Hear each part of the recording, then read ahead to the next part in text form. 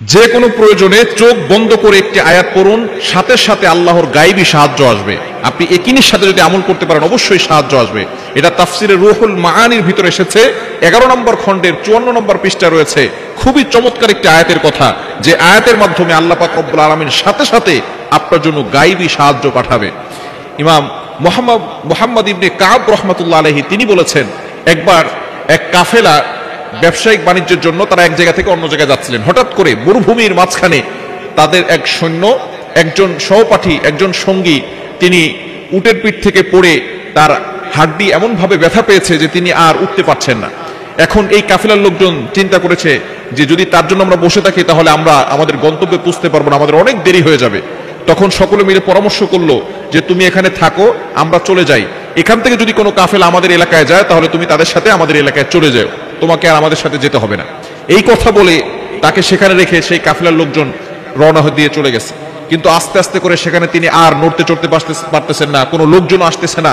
এমন সময় তিনি আল্লাহর কাছে শুধু দোয়া করতেছেন, আল্লাহ এই সময় আমি কি করবো, মরুভূমির মাঝখানে তার কাছে যতটুকু খাবার ছিল সেই খাবারটুকু আস্তে আস্তে শেষ হয়ে যাচ্ছে।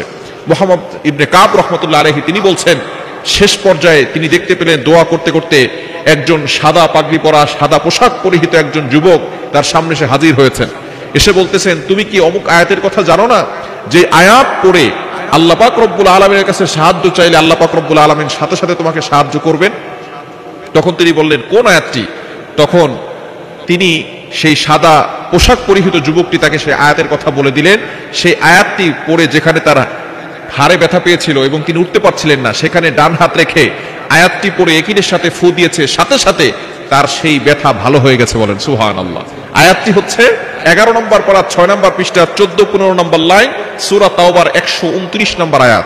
ফাইন তাওয়াল্লাউ ফাকুল হাসবিয়াল্লাহ লা ইলাহা ইল্লাহু আলাইহি তাওয়াক্কালতু ওয়া হুয়া রাব্বুল আরশিল আযীম।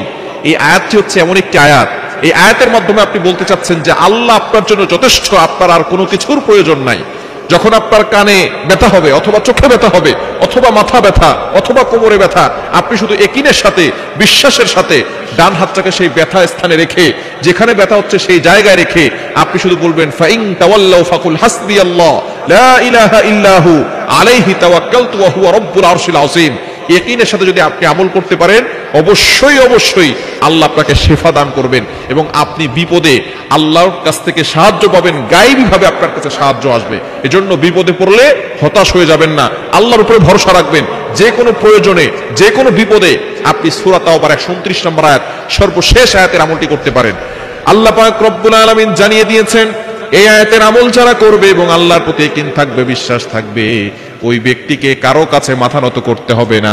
আল্লাহ পাক রব্বুল আলামিন সব জায়গায় বিপদ থেকে তাকে উদ্ধার করে দিবেন। আল্লাহ পাক রব্বুল আলামিন তাকে সম্মানের সহিত তার মাথাটাকে উঁচু করে দিবেন। এজন্য সূরা তাওবার সর্বশেষ আয়াত 129 নম্বর আয়াত 11 নম্বর পারা 6 নম্বর পৃষ্ঠা 14-15 নম্বর লাইনে রয়েছে। এই আয়াতের আমলটি আপনি বিপদে পড়লেই পড়বেন, দেখবেন আল্লাহ পাক রব্বুল আলামিনের সাহায্য আপনি অতি দ্রুত পেয়ে যাবেন।